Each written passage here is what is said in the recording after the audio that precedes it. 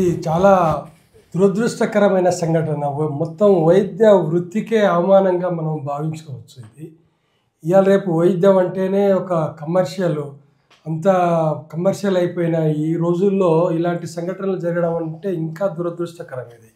ఇది సృష్టి baby test tube baby centre వాళ్ళు చేసినటువంటి నిర్వాకము చూస్తుంటే ఇందాక వార్తల్లో అక్కడ ఎస్పీ పోలీస్ ఆఫీసర్ చెప్పిన దాన్ని బట్టి చూస్తుంటే చాలా దారుణంగా నేను భావిస్తున్నాను ఇది.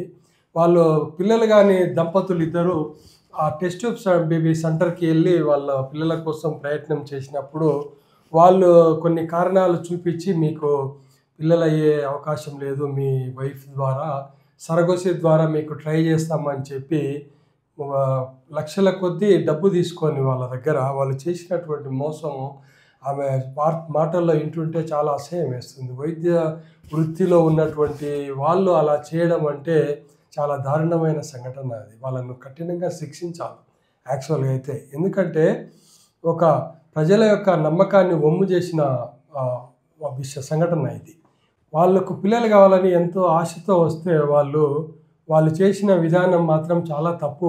వాళ్ళకు సత్యం నిజాలు చెప్పకుండా మీకు సరగోసి ద్వారా పిల్లలను కనిపిస్తామని చెప్పి వీళ్ళ హస్బెండ్ యొక్క వీరేకణాలను తీసుకొని వాళ్ళ ఎక్కడో పడేసి సరగోసి చేస్తున్నట్టు ఒక ఆమెను కూడా తీసుకొచ్చి ఆమెకు కూడా కాంటాక్ట్ మనీ వసూలు చేసి వాళ్ళ దగ్గర అసలు నేను అనుకోవడం ఆమెకి ఏం జరిగిందో తెలియదు. ఆమెను కూడా ఒప్పించలేకపోయారేమో మరి, లేకపోతే ఆమెకు డబ్బులు ఇవ్వలేకపోవడం వల్ల వాళ్ళు వెళ్ళిపోయారు. అదంతా ఏమీ చేయకుండా ఎక్కడో ఒక అనాథ బాబుని తీసుకొచ్చి వాళ్ళకి ఇచ్చేసి ఇదే మీ పాప అని చెప్పడము.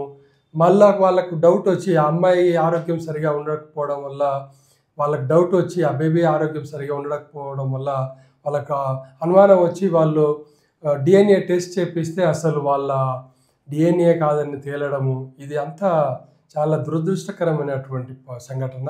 వాళ్ళని మాత్రం కఠినంగా శిక్షించాలి, లేకపోతే చాలామందికి వైద్య వృత్తి మీద అనుమానాలు వస్తాయి. డాక్టర్ల మనుగడకే ఇది ప్రశ్నార్థకంగా, అంటే ఇన్ఫెర్టిలిటీ సెంటర్స్ల యొక్క మనుగడకే ఒక ప్రశ్నార్థకంగా మిగులుతుంది. అలాగే మిగతా సెంటర్ల మీద కూడా కొంచెం కొన్ని ఎంక్వైరీలు చేసి వాళ్ళ దగ్గర కూడా ఏమైనా ఇలాంటివి జరుగుతున్నాయేమో పోలీసులు నిర్ధారించుకుంటే మంచిదనేది నా అభిప్రాయం.